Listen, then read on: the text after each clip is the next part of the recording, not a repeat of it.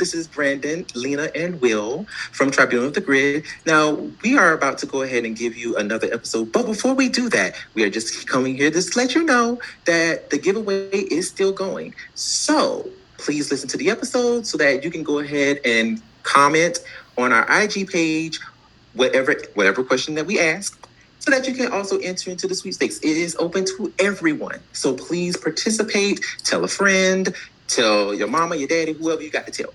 But it is open to everybody. So please subscribe, listen, and participate. And so that we can send you a little gift. Yep, and turn on your notification bells. So you'll be notified every time we upload an episode. Because you want to know when we're uploading an episode. Exactly. Yeah, you want to know what we're going to give you. Hello. That is the whole point. And there will be 3 of them. So 3 chances to win. Exactly. So please do that and let's start the show.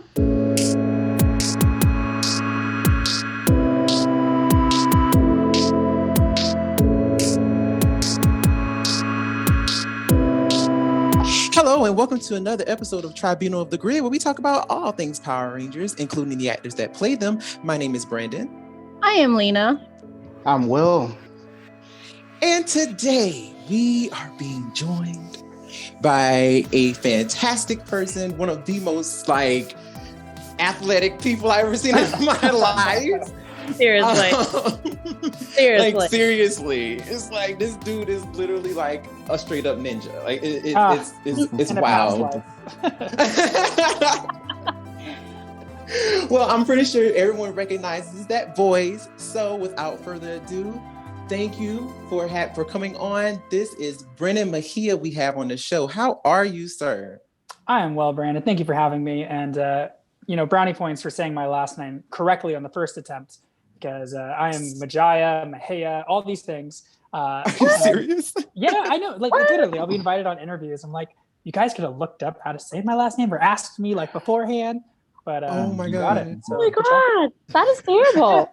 I think it's because I live here in LA, so I last names what you have doesn't really I guess for me it's so easy because literally I'm surrounded by Latino, so it's just I can't help it. It's just you get it. No, I appreciate it. Yeah, I mean, it's just one of those things. But I didn't think it was anything else. I really always thought it was Mejia too. And you were always correct, Lena. Well, thankfully, I've seen a couple of your interviews and I've heard you say it, so that's what helped me. Yeah, well, we're all locked down, so glad to be here. And I don't even know what we're talking about other than Power Rangers, so I haven't heard any questions beforehand. So this will be new to me too. Well, trust and believe we're not going to ask you anything crazy. But majority of it will definitely be Power Rangers. He lies. Yeah. He lies. Well, I'm ready. I'll do my best anyway. All right. Well, let's just go ahead and go back, way back. You know what I'm saying? Back to when you were a kid. You know what I'm saying? This guy was the Red Ranger, that dude. Well, yeah.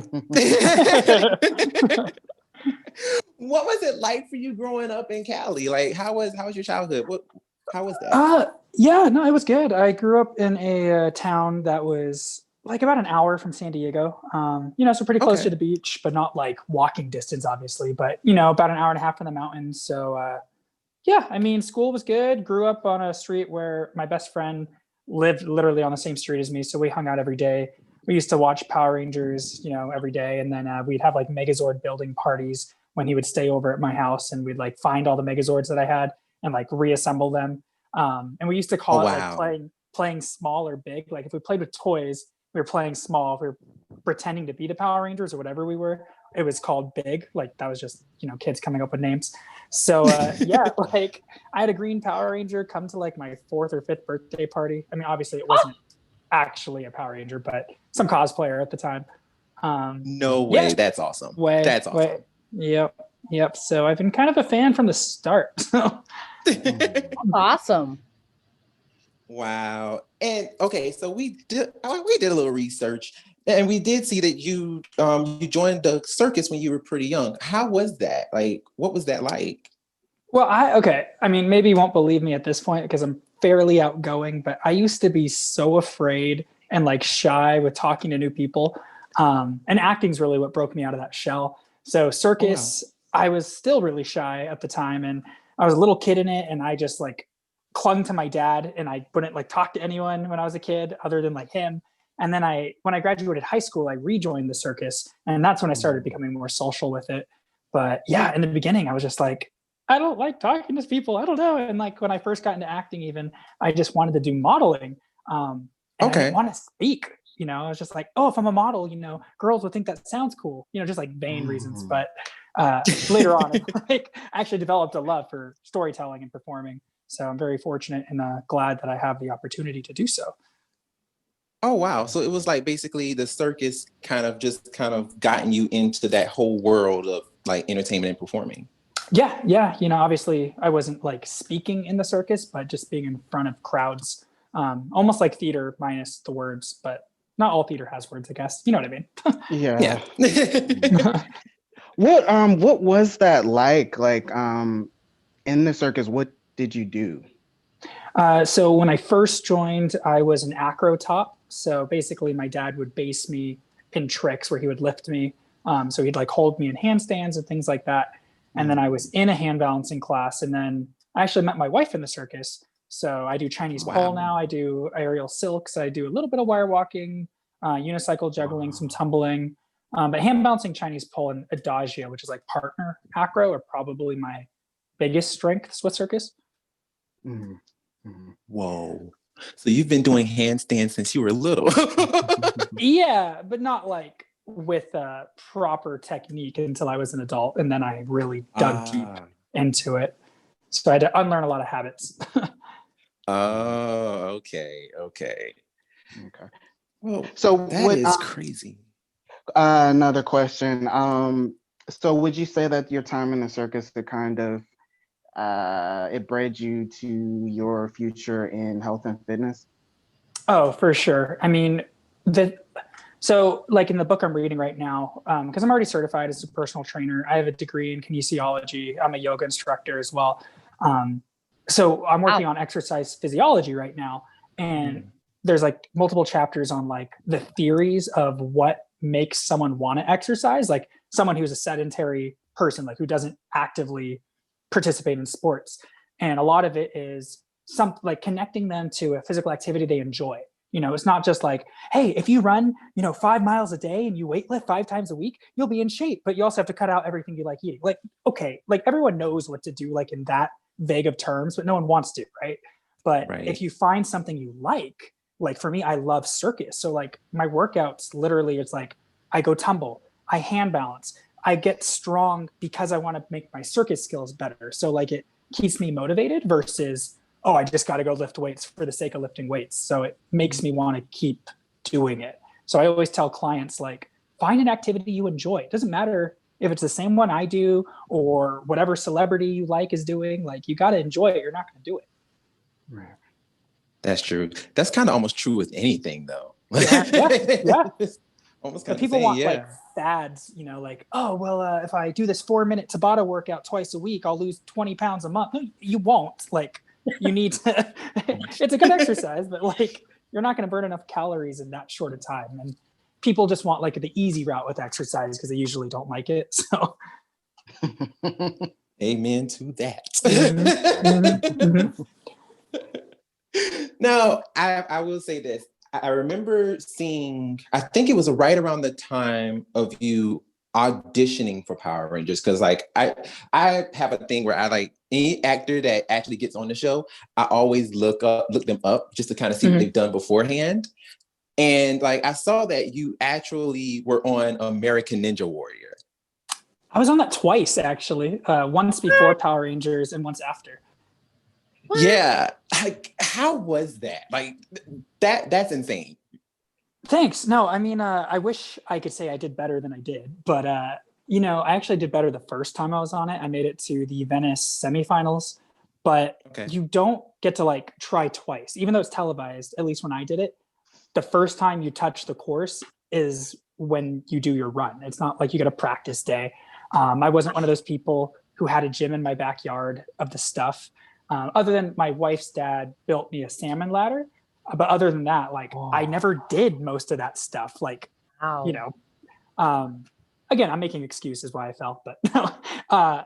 Basically the point is like, it's crazy. Yeah. Yeah. Well, it's like you got to train specifically a lot for like certain events, you know, like I may be athletic in like someone's eyes, but it doesn't mean I'm any good at baseball because I never practiced baseball, you know, like I'm good at circus, like I'm generically athletic, but Ninja Warrior, like you have to practice those specific skills because it's like your muscles are recruited differently, you know, the amount of energy it takes.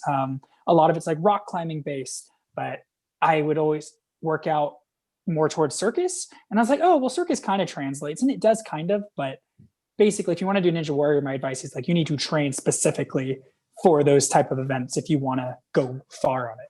Don't just rely on the fact that like you're the most athletic person in your PE class. That's not enough necessarily. Well, that's still really impressive considering the fact that you weren't able to do all those exercises like before. So I appreciate it. Kudos. I mean, no, seriously. I'm pretty sure the three of us would have fell flat on our face the second we stepped on. Well, it's I'm fun. saying. You know? And like people don't realize, you know, when you run the course, I think the first time I was on it, my call time was like 10 or 11 p.m. at night, but I didn't end up running until almost 5 a.m. in the morning. So like you just sit there at the beach in this holding area and you're like trying to stay awake and you're trying to stretch because it's getting cold and like condensation's building on all the equipment because it was right near the water, and they try to wipe it down with towels, but by that point the towels are all moist just from the air. So it's like things you don't think about when you watch this show. But oh my god, wow, that's crazy.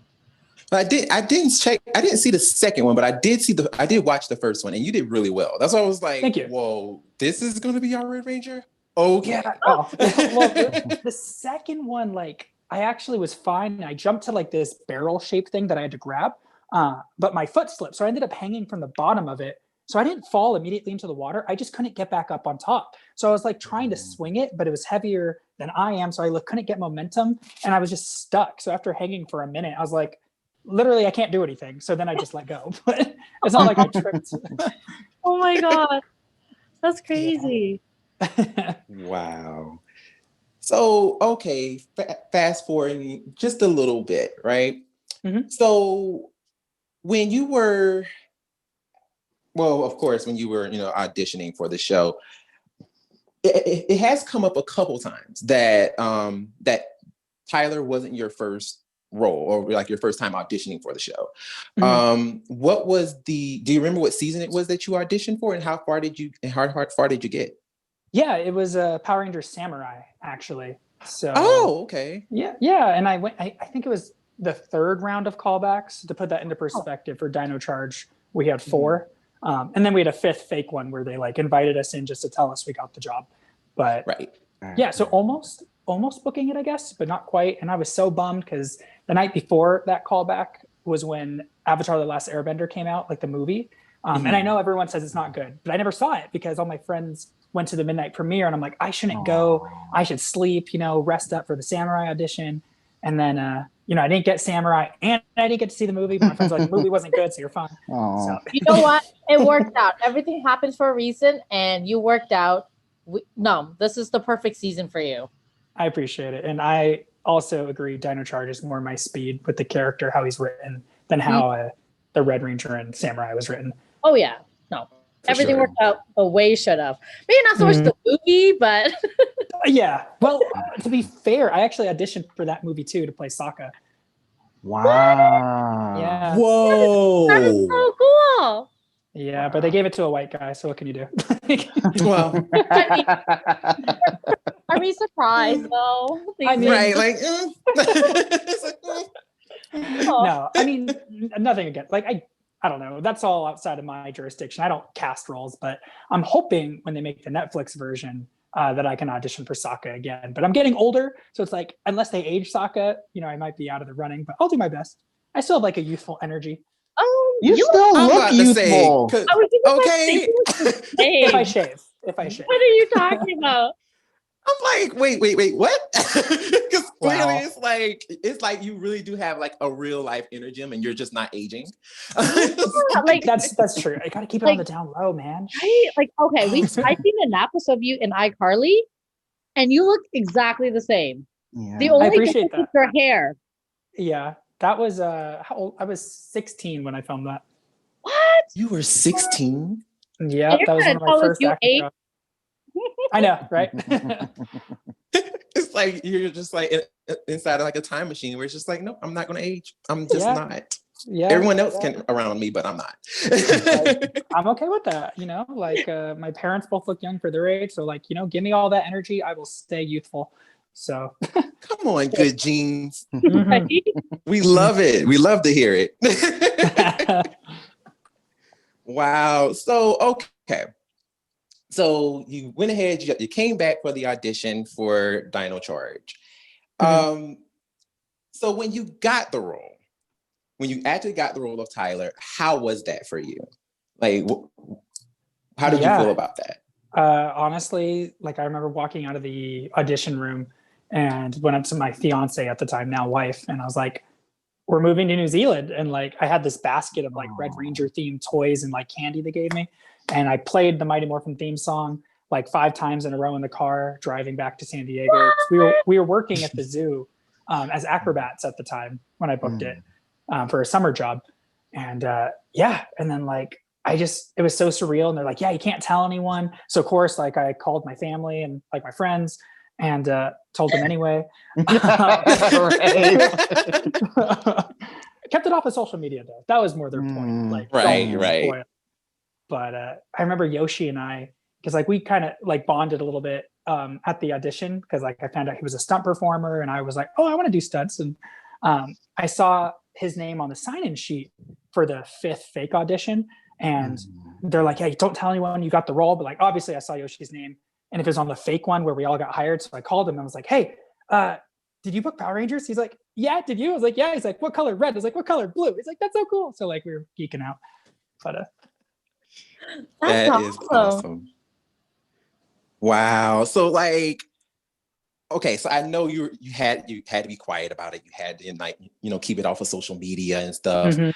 When you guys I remember actually being at Power Morphicon when you guys were introduced for the first time and you guys came out in your gear and stuff like that. How was that moment for you? I was so nervous, honestly, walking out there. Because really? Yeah, well, because Chip, was backstage and he actually had his friend who's a hairstylist give me a haircut backstage because my hair was even longer before I was announced. Like if you've seen that announcement photo, like it's pretty crazy, right? Yeah. But, it's really long. It's pretty long. Well, at the San Diego Zoo, I had a full-on ponytail. Like I was dressed as like I was a koala, like doing acrobatics. So I had like this koala spandex and this koala head. And so I was used to the spandex already, but I like would put my ponytail in there. And so he cut it. And then they obviously cut it again when I went to New Zealand.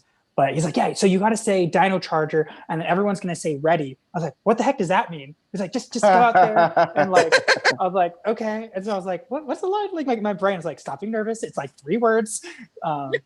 Yeah. So that was like, I was like, Dino Charger. And everyone's like, ready. I was like, okay, I think I did it. And just just smile and stand there. I was like, well, you could have fooled us because it looked rehearsed. Right. Well, a little bit backstage, but for like 10 seconds. But But it fooled us. You guys look fantastic. I remember, Brent and I were both there that year when you guys got announced. Were we? Well, yeah, we were. Yeah, we were. Well, I had to look online. I wasn't there that year, unfortunately.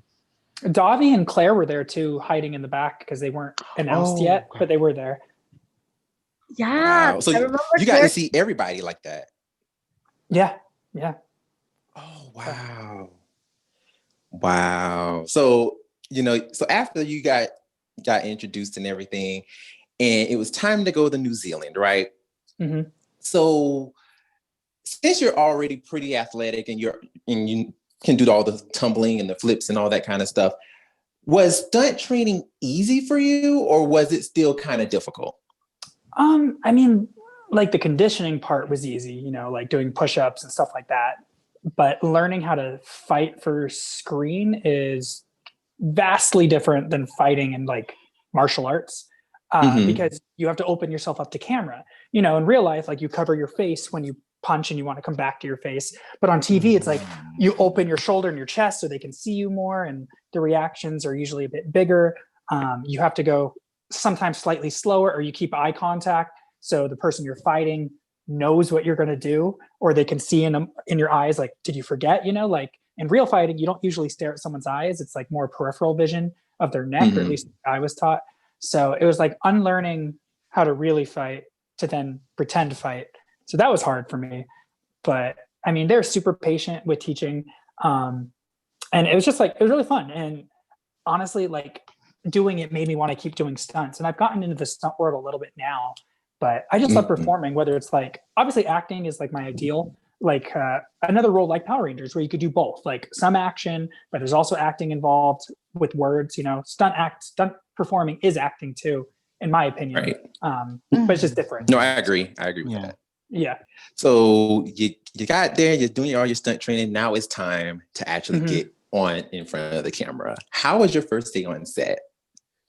I remember they called it a one-take wonder because whatever I had to do, I don't remember, Dino Charger ready or get hit by a monster or something, but I did it, and like the director liked it. He's like, oh yeah, that's good. We don't need to do another one. And they're like, one-take wonder to start off the season. It just felt really good. But I remember I was a little overzealous, and like I think I actually was hit by a monster, like pretend, and I had to like roll across the concrete, and I hit the concrete too hard in like my energy, and I hurt my hip for like a week. Ooh. Yeah, so you know, when they offer you pads, take the pads even if you don't think you need them, because that one time you don't wear them is the time you're going to hit a tailbone or something. No. Oh no. But Well, I will ask this though. I have to know. I just have to know. Yeah, ask away. Did you get to keep the red bubble vest? Yes, I did. Get to keep Oh my gosh! Yes. Actually, that is awesome. Story. So with the vest, like there's this, you know, the store Cotton On. Have you heard of it? So like in New Zealand was the first time I ever heard of the store, and there was one in the city we filmed at, and they showed me the vest for my character, and I actually bought one of the same vest because it's like $20 for the vest I wear, and it's reversible, so it's actually, you can wear it blue or red. Obviously, they made me wear it red, right? And then right, but they couldn't find another one for my stunt double, and they're like, "Hey, can we buy your vest off of you that you bought? Because we only have one. It's the hero vest, and we can't give it to your double because if it gets damaged, we don't have another one, and we'll buy you a nicer vest at the end to make up for it." And I was like, "Sure." So they, you know, gave me $20, took my vest from me, and then when we wrapped, they ended up buying me like this $300 like Kathmandu super like expensive hiking vest. What? Which is the one I'm usually wearing on social media. It's not the one from the show. It's the one they gave me for giving them my other one. But then they ended up not damaging my original one, so they gave it back. So I have both. That is awesome. Awesome. Yeah. Wow. Great win. Right, I know. So the whole thing is like, you know, you give more than you expect to receive, and then like you end up receiving more than you expected. So Wow. All right. So in hindsight, now that you've done 2 seasons and you've come back, what are your thoughts on the Tyler Navarro character? Overall, I like my character. I like that he's high energy and always wants to like help others and isn't afraid to shy away from like whatever's dangerous. So I like that about him. I don't know, like I wish there was like episodes more about my backstory in regards to how I was taught martial arts and things like that. So, you know, I just created a backstory. Like my dad used to take me to martial arts when I was a kid, and to remember him while I was looking for him, I continued martial arts. Like, you know, morphing doesn't mean you automatically know how to fight. Or at least I don't think it should mean that unless it's in the story. Like, sure, you can take more damage, but like, how do I know how to fight? You know, like that's never established. And I know there's 10 of us, so to go over everyone would take a while. Like Sir Ivan, okay, he's a knight. I can get behind that. He knows how to fight. He's a knight. Cool. But you know, Tyler, it's like he just does. He just knows. You know, Riley, he's good with swords. Like they established that, you know, with him fighting and practicing fencing. So other than that, overall, I enjoy playing the character though. And I always wondered this. What did you think about the whole thing with Tyler's dad? he showed back up, and then as soon as he showed up, he left again. I don't know what's up with that. I mean, come on, man. Well, so I actually, like one of the biggest things people are like, if you could change one thing about Dino Charge, what would you change? And the whole dad dynamic, I would have preferred if my dad in the show had amnesia, which is the reason he left as a kid, versus he just had to protect us and run away. Right. You know, once he realized I was a Power Ranger, if he kept tabs on his family at all, he wouldn't be like, oh, you're a Ranger too, I can come back home. Let me just ditch you instead. Like, I don't know. I felt like they should have. Amnesia would have been easy. Like, I don't know. Yeah, like, I'm not gonna lie. That was one of the things that I always wanted to know too. I was just like, okay, so this man left this kid, you know, and it's like he always knew he was the Red Ranger somehow. Maybe. And it's like, okay, how does this work? Like, first of all, why? And why is Tyler like, why did he not just like, because I know if it were me, I'd be like, okay, Dad, I'm happy to see you, but where you been though? yeah. I bought his story a little too easily, I felt, but I don't know. Like if he had amnesia, it would have been okay. And I've been like, I understand why you left. Like, you were attacked by a monster, you didn't remember you had a family, and now that you do. And then if he's like, oh, well, now that I have my memory back, I remember I have this mission, and I'm sorry I have to leave again, even though we just, like, that would have just hit home more to me. But, oh, for sure. We always talked about that. We're always like, he just was like, Dad, you're home. I'm so happy. Yeah. Really? That's not our real reaction. Nope. I know. Oh, well, it is what it is. Like, I don't have a writer's credit. I didn't write it. But, like, again, there's so many episodes and they have to adapt it to the Sentai footage. It's hard. Like, they have to write within this box that they didn't create. So, you know, it's like, oh, do we have footage of his character in the next 5 episodes? Oh, we don't? Okay, well, we got to go give him something to do. So, you know. Yeah. Going back to the Avatar Last Airbender thing, I actually don't know if the Sokka character was white because I haven't seen the movie, but like I remember hearing like characters were whitewashed in it. But if you guys saw it, like I think he was like one of the Twilight actors who played Sokka. Oh, but like he was one of the Colin's family. But I don't know. Again, I wasn't in charge of casting. Like maybe he did a good job. I heard the movie wasn't good in general, so couldn't tell you. But at the time, I was also newer to acting. When I auditioned for Sokka, like I'm not saying he got it because he was white. Like I don't want it to come across that way. Just reiterating. No. For me, like for me, I was more green at the time. Like after Dino Charge, I obviously learned more. So like if I got to audition for Sokka at this point, I think I could go to bat a little more comfortably and be like, this is a character I really relate to because he's like very, you know, sarcastic and punny and like full of energy, and I just would like love to like give him a shot one day, but you know. Oh no, for sure. We weren't thinking that at all, but we were, because you know how over the years you see stuff that gets given to non of the same color generation, like Persia. Right, exactly. Like gold with white, like come on, please. Yeah, no, I know. Yeah, so no, there are people in this race that is like the same thing that you could cast. I mean, it's totally okay. Yeah.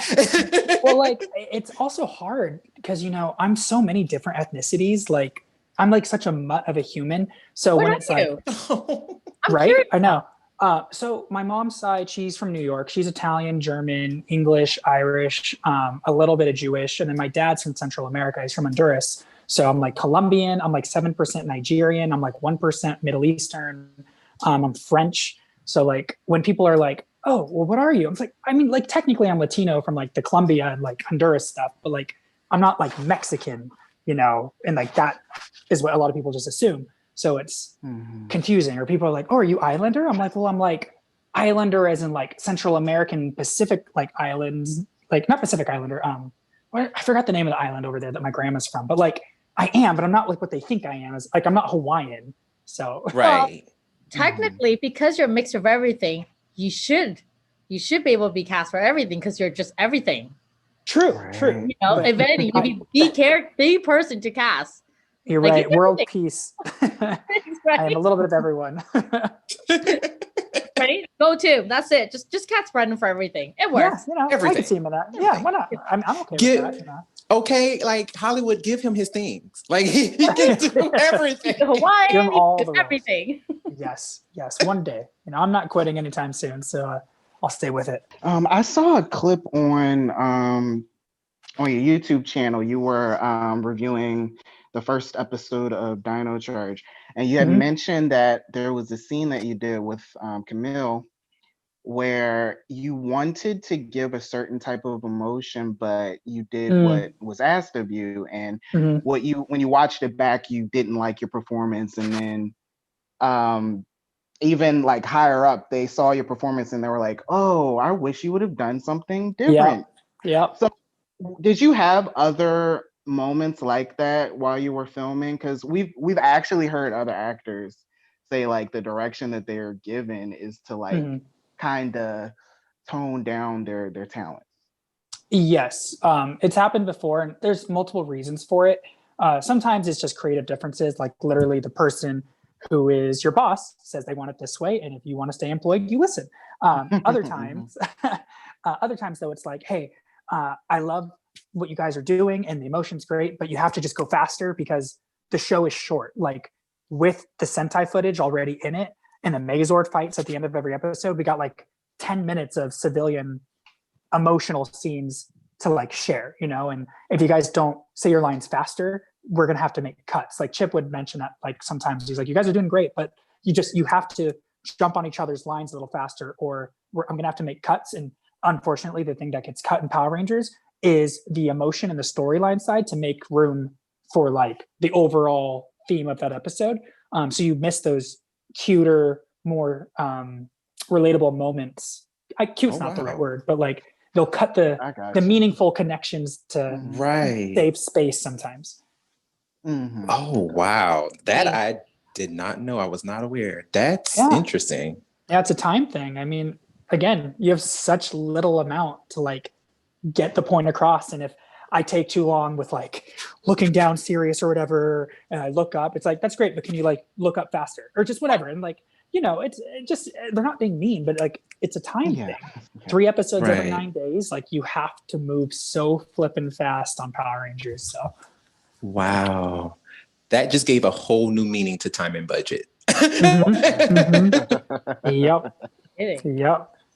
Sheesh. Well, it is now time for what I like to call Ranger Name Game. Now, now in this game, it's really simple. All it is, I'm just going to say a name of a person, and you just tell me the first thing that comes to mind, first memory, anything that comes to mind when you hear this person's name. So it's very simple. Okay, I thought you were going to be like, I'm going to name this actor and tell me what Ranger they were in what season. Like, yo, I don't know. Oh, God. Like, oh, no, I would do that to you. It's a little, there's so many. I appreciate it, yeah. Okay, first person is Camille Hyde. Team member. Nice. James Davies. Funny dude, dancer, great guy. Yoshi Sudarso. Jack of all trades, super stunt man, everything awesome, Power Ranger fan. Definitely. Yeah. Michael Tabor. The comedic one on set, like prankster. Really? Yeah. If I were to give one person the award, he'd get the yearbook nomination. Wow. I need to know. Like, what kind of pranks was he pulling on set? Well, no, it's not like we had like big in-depth pranks, but more just like the energy. Like he was the sarcastic one who like was just like funny with like being deadpan sometimes with like his humor.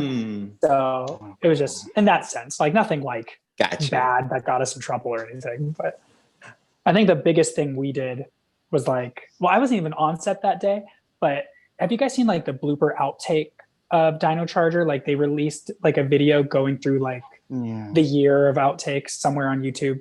But anyway, everyone was on second unit except me, like out of the core 6. And second unit's like the stunt unit. And they're supposed to go, Dino Charger, ready.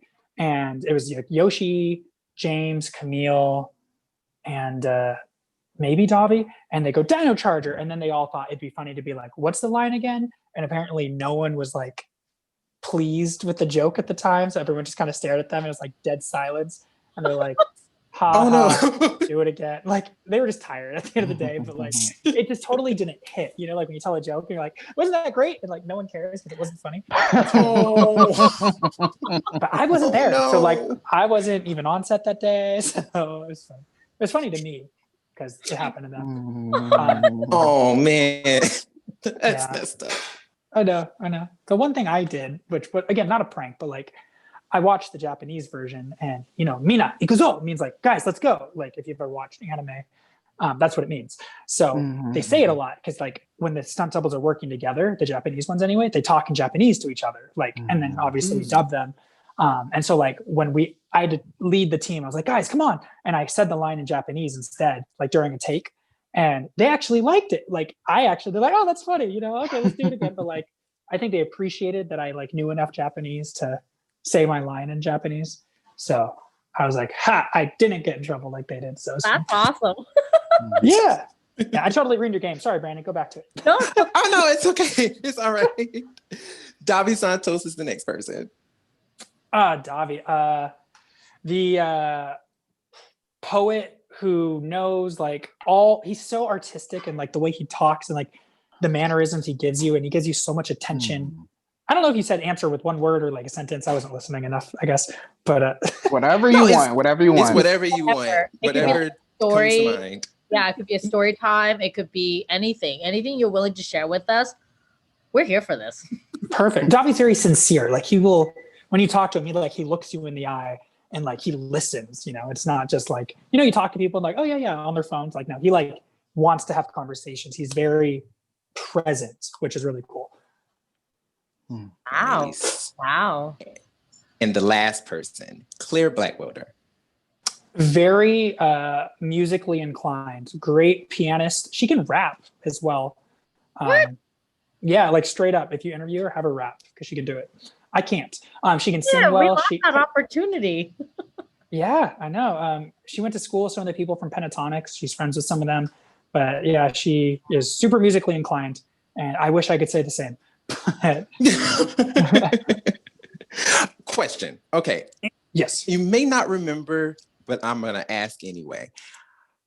There was an episode in Dino Charge where you were singing. Was that you singing or was it someone else? It depends on the episode. If you mean the one where her and I were on stage together, I think they dubbed over me, but I actually sang like on the day. And I was actually annoyed that they dubbed over me because I thought I did an okay job. So like when I heard the other dude, I was like, okay, I'm not like a singer by any means, but I'm not like tone deaf. I can sing, you know, but it was just, yeah. You can carry a tune. Yeah, I can carry a tune for sure. So, but no, it was not me. Aww. I know, right? I was sad. I was like, come on, whatever. But to be fair, Zac Efron in the first High School Musical, they combined his voice with another guy too.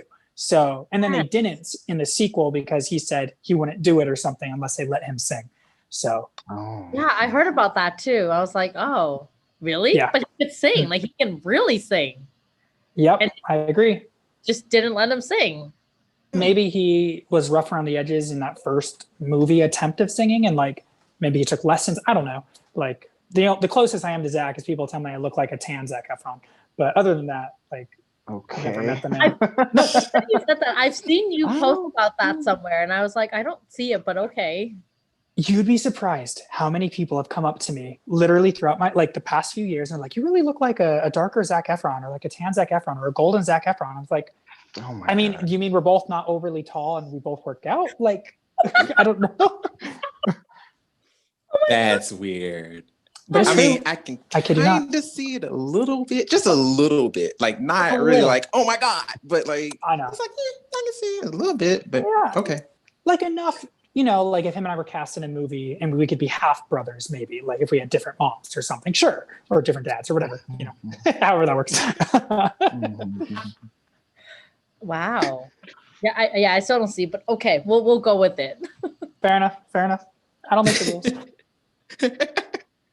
Now, after you hung up your helmet and you left the show the first time after your season was done, you did do a lot of stuff after the fact. What was one of your most memorable roles and why?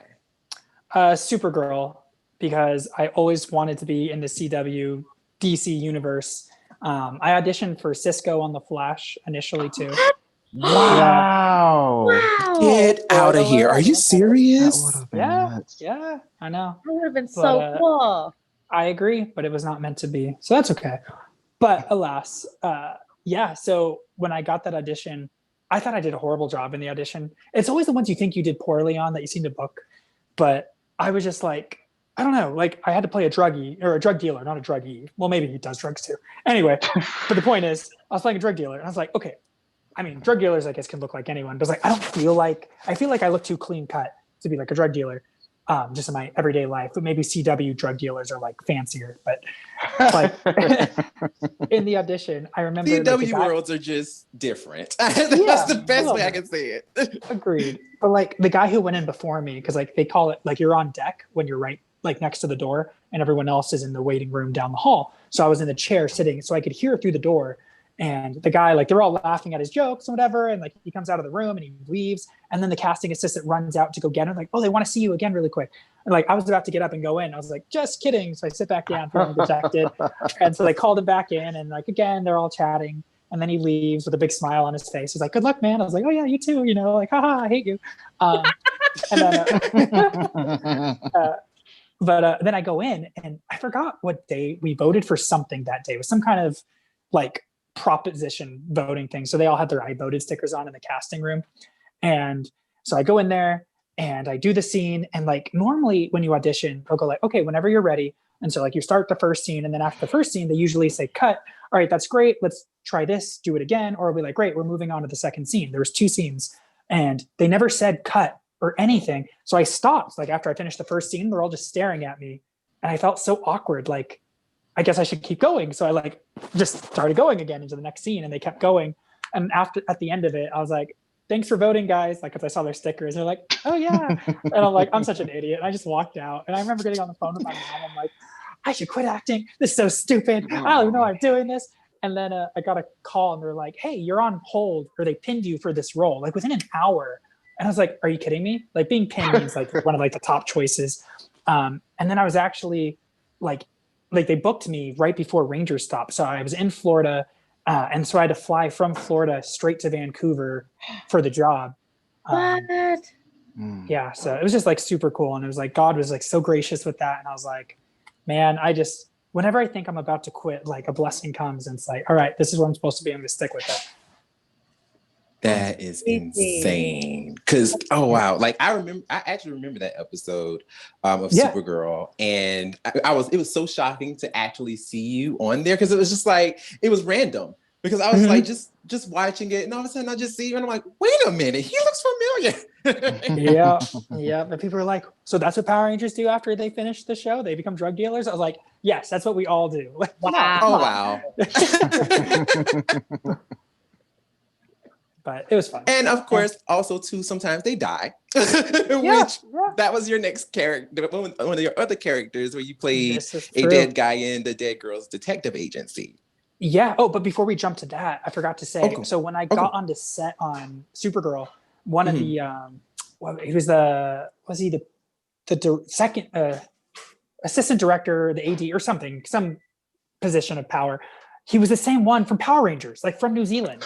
Like, what the heck are you doing here? He's like, oh, I moved to Vancouver, to Canada because there's more work. I was like, what are the flipping chances? So I literally worked with the guy from Power Rangers while working on Supergirl. So I just found that like ridiculous. That is so cool. Mm-hmm.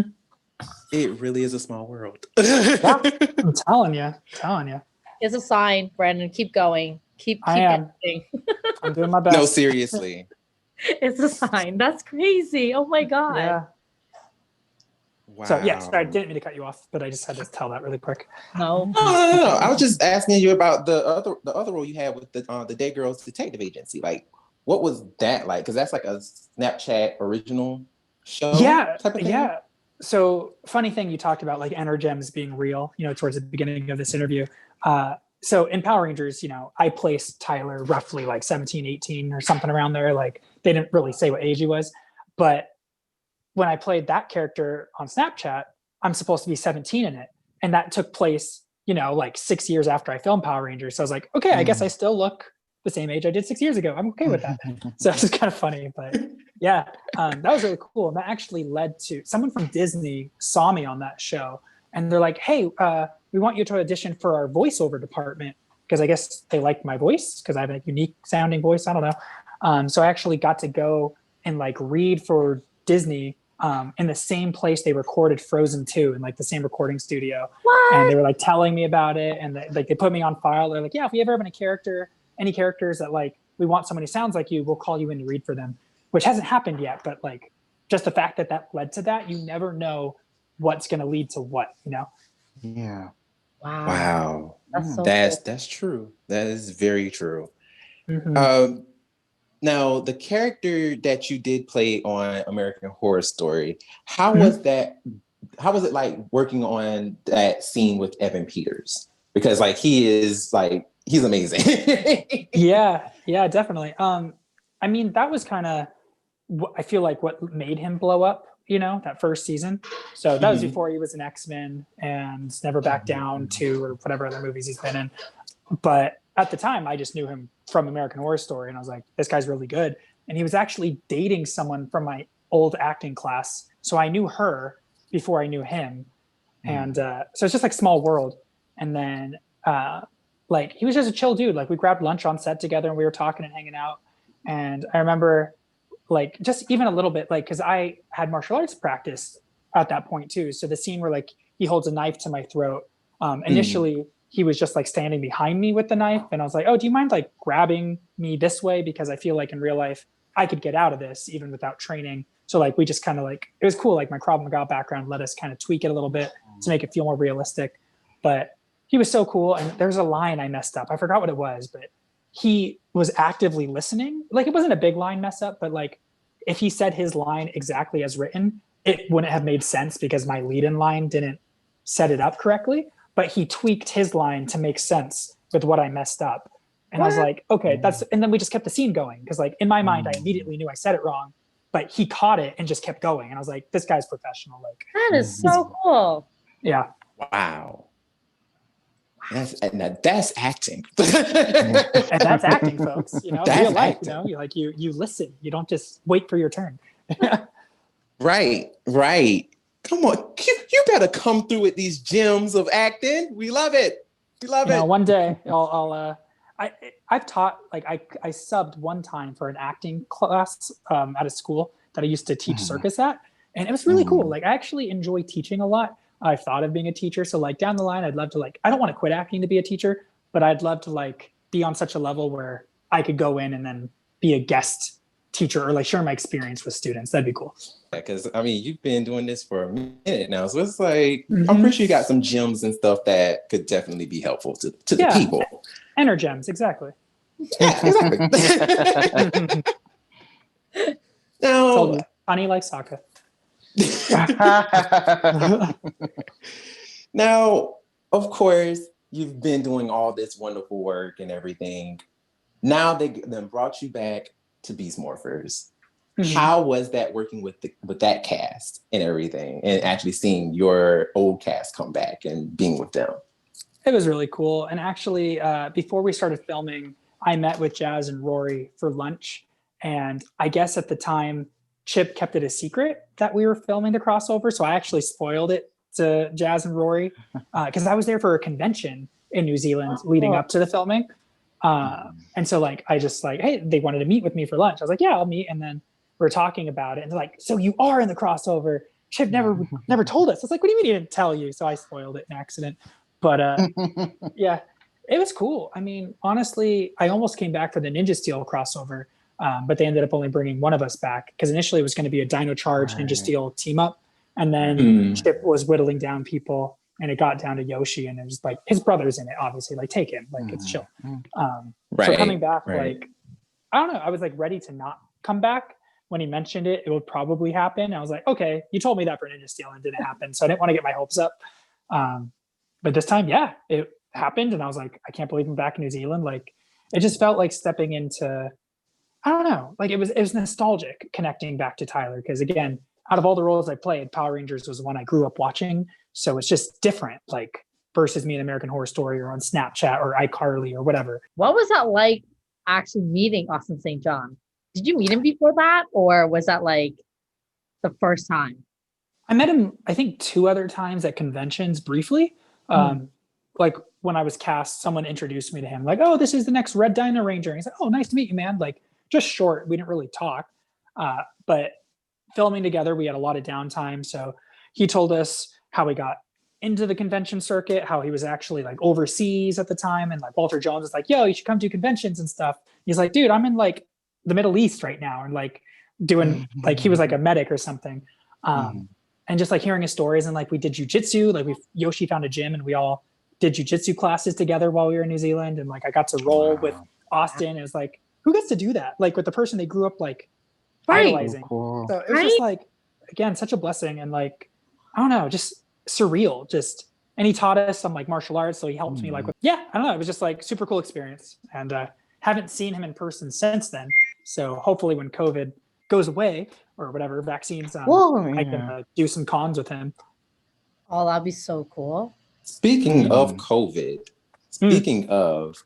what would be something that you could tell the people, who is, kind of dealing, with it, like kind of like not being able to go outside like they want, not being able to, be around people too much or anything like that? What would be a little gem, a little nugget that you would like to share for people? Yeah, I mean, at least at this day and age in human civilization, we have technology. I mean, right now, you and I, all of us, all 4 of us are talking, video chatting, some of us, like there's still so many ways to connect. You can play a video game with your friends where like you have avatars running around. It's not like you're locked in a cave. This isn't the Black Plague. Like you literally, like there are ways we can still interact safely. And just to know, like humans are adaptable and nothing is forever, good or bad. So I truly believe this will get out of this. Like it's not forever. It's longer than we all thought it would be. But there's so many things like we have time now. Like so many people would be like, oh, I'd work out if I had time. Oh, I'd learn to draw if I had time. Oh, I'd learn an instrument if I had time. Guess what? You have a lot of time. If you're still not doing those things, time was never the issue. It's just discipline. So if you want to work on something, now is the time to level up yourself. You know what I mean? So like find something that you're passionate about and just go for it. Like I know, because like people always think like, Brennan, how do you stay motivated working out? I don't. I just stay disciplined. Like it's not that every day I wake up and I want to go work out. I'm disciplined to do it. And then usually like within the first 10 to 15 minutes, then I start enjoying it. But some days I don't want to work out. Like I get tired like everyone else. I just do it anyway. And then like I choose activities like circus that I enjoy that makes me more likely to then continue to enjoy it. To go into fitness a little bit more, what are, like when it's all said and done, what are some things that you would like to do within the fitness industry? Like, you want to start a company? Do you want to, like what do you want to do with that as far as helping people? I mean, honestly, I love the platform that I have gained from acting that enables me to share fitness with people. Like some of the best things is like I've been at conventions where people have come up to me because I post fit tips on my Instagram story a lot, and people like literally have lost over 100 pounds following my fit tips, or at least they tell me that. They're like, I used to weigh this much, and like just like your fit tips a day, like I took those to heart and I lost all this weight and I'm healthier now. My family is healthier now. Like I got off medication for type 2 diabetes or whatever, like from my doctor, because like my insulin response was better. And I just want to be able to like give away the information for free. Like, unfortunately right now, like I'm not famous enough to not, like I need to eat. And sometimes I got to like have clients, but like ideally I would love to be able to just like help people, and like give speeches and talks on it, like not just go to acting classes, but like whenever people ask me about fitness, I never want to be like, oh, that's $5.99 for a tip. Like, you know what I mean? Like I want to just help people. It's like, if you see someone who is suffering in some way and you have the means or the knowledge to help them, I want to just be able to help them, like not make a paycheck for it per se. But the world we live in, you have to hit that balance. So it's like I give away as much as I can, but then obviously if they want to work with me like privately, I only have so many hours in a day. Like, okay, then I have to charge. But So That's fair. Yeah, no, it's fair. It's for sure. Nothing wrong with it. Like, gotta eat. So yes. Just inspiring people. Like, I'd love to do circus workshops. Like maybe bring circus into PE into schools once you're allowed to go to school again, in person, and be like, okay, you hate running the mile. Well, why don't we learn how to do handstands or how to juggle or whatever? Like, learn a skill so you're more likely to stick towards, the fitness activity. And on the flip side for acting, what are some of the goals that you have going forward with acting? Honestly, I'm very faith-based. Like, I put in the work. I'm not one of those people who are like, if it's meant to be, it will be, but then I can just do nothing. Like, no, you got to actively work on your craft, watch the latest movies, watch the classics. Like, I'm very bad at sitting and watching movies. So, like, honestly, a lot of people succeed way better than me because, like, I'm very ADHD and I always have to be doing something. So sitting, even though it's doing something, it's still hard, like, to get my mind to, like, watch a movie. So I've been trying to, like, watch at least one movie a week, just like to get myself to do it. I read a lot of acting books. I watch master classes sometimes. I do a lot of short films with friends just to always stay, like, my YouTube channel, like, working the same muscle regardless. It is a muscle. Being able to tap into empathy, put yourself in other people's shoes. So whatever the role is meant to be, I have no idea, but I just want to make sure I do it justice, whatever it is, Well, this will bring us down to a lightning round where I ask you a series of questions. You can take your time with them, but yeah, so I'm just going to get started. When do you feel most like yourself? Like during the day when you wake up, and during what point of the day do you feel like, yeah, this is me? After my morning workout. Like, people need like a cup of coffee. I need my workout. If I don't get my workout, I'm grumpy. Well, it's slightly healthier than a cup of coffee, so slightly, because we love coffee. Oh yeah, nothing against it. Just for me, I need those endorphins from the exercise. That's fair. It like starts my day. What is the definition of heaven here on earth for you? Treating others like you want to be treated, but that only works if people treat themselves with love. So learning to love yourself, despite your flaws. We are all flawed. Social media likes to make you think you're not, or like certain people aren't flawed. They are. We all are. Photoshop, sure, you may look like you're perfect. It doesn't mean inside you are. There's a reason a lot of celebrities and people of status go to rehab. They're not happy, like, a lot of the times. Like, money isn't happiness, relationships are currency, not just dollar bills. So, understanding each other, communication, I guess, would be, to answer your question, like effective communication. No, that's good. That's good. If you could have dinner with 3 people, dead or alive, who would it be? 3 people, dead or alive. I'm just gonna, honestly, family. Like, it's not like I need to meet a certain person to like rub shoulders with them. Again, I like things that happen organically. If I'm to network, I don't like going out of my way like, yo, you got to meet this guy to get in this movie. Well, how about if I have the skill for the role, I'll get in the movie that way. Like, ideally, you know what I mean? But that's true. What, in your eyes, what makes a person beautiful? Them not giving up, them having confidence, whatever it is they enjoy doing, like that they go after it. If you could relive yesterday, what would you do differently? If I could remember yesterday, all the days just blend together with this staying at home. Yesterday was a pretty good day, actually. It was my wife's birthday and we had a good day. Like, so I probably wouldn't change any of it. If you could have one superpower, what would it be? And you can certainly make one up. Well, okay. For like ultimate control, time control, but like I feel like time traveling is dangerous because you would go mad trying to fix things all the time. And then like, when is it your duty? Because you have this power to like stop catastrophic events. And like, what if 2 things happen on separate sides of the globe and you can only fix one? Like, I can't deal with that, So probably like, I don't know, teleporting would be cool. This is like a very in-depth question for me, and I feel like I'm making the wrong decision if I go too fast. Yeah, shoot, there's so many. Like, I want to fly, but like, if I'm flying, can I withstand the ability of the flight? If I go fast, like, there's all the, you know what I mean? Like, this is a deep question. That is awesome. I know. If you could live anywhere in the world, your whole family, your friends, everyone that you love can come with you, where would you want to live? Probably New Zealand or Vancouver. Okay. Do you really like Vancouver weather? When I went anyway, I loved it. But again, I went at like this perfect, like I was filming Supergirl right before Thanksgiving, and then a little bit after I came back. Oh, okay. So you got the really nice weather. Yeah. You do not want winter there. Okay, New Zealand then. Just saying, I live in Toronto, and okay. I hear Vancouver has it really bad, especially when it comes to the winter time. Really bad. So I'm like, and I think we're bad. So I'm like, oh God. Jeez. I'm not sure. I'm just gonna go ahead and ask, but I'm not sure if you do either or. Are you a coffee or tea person? Tea more than coffee. Like I will drink coffee, but I'm not someone who's like grumpy if they don't get their coffee. It's just I use it more for energy if I have like a lot of working out in a day, or sometimes I go tumbling because one of the cities near me or counties near me, they were open for open gym. You still had to wear a mask when you tumbled, but it started at 8:30 p.m. and went to 11:30, and I was just too tired at that point to like tumble, so I needed caffeine beforehand. So that's fair. Yeah.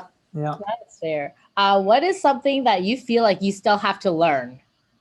To play piano, to fully learn Spanish. I'm conversational, but like I have to go slower than a native speaker. And then I still want to learn like to be an expert in one style of dance at least. Okay. So those are like bucket list things. No, that's good. That's good. My last question for you is, what would you want your legacy to be? Giving back more than I got, kindness, lifting people up. Like I'm not looking to have 10 houses or 20 cars, like I can only live in one at a time and drive one at a time. So I'd rather just inspire people to give back, honestly. That's like when I pray for booking jobs and stuff, it's not like I want all this money so I can take vacations, all this, like, not that I don't like vacations, but like I want to help people in need. Like I'd love to be able to like overhear a conversation of like, I don't know how we're going to pay for college this year or whatever, and be like, bam, here you go. And like, just walk away. Like, wow. I just want to do stuff like that, No, I hear you. Wow. No, that's good. That's deep. All right. Well, I just have one last question for you. Where can the people find you on social media if they want to follow you and like your stuff and all that good stuff? So at Brennan Mejia on Instagram and Twitter. YouTube is Brennan Mejia. I'm streaming tonight. Actually, I stream 3 days a week playing video games. So I'm going to stream Nintendo in less than an hour. Nice. I'm Brennan.Mejia on, Snapchat, and then TikTok. I don't use it very often, but I think I'm Brennan Mejia _official, something like that. I don't know. I don't use it enough.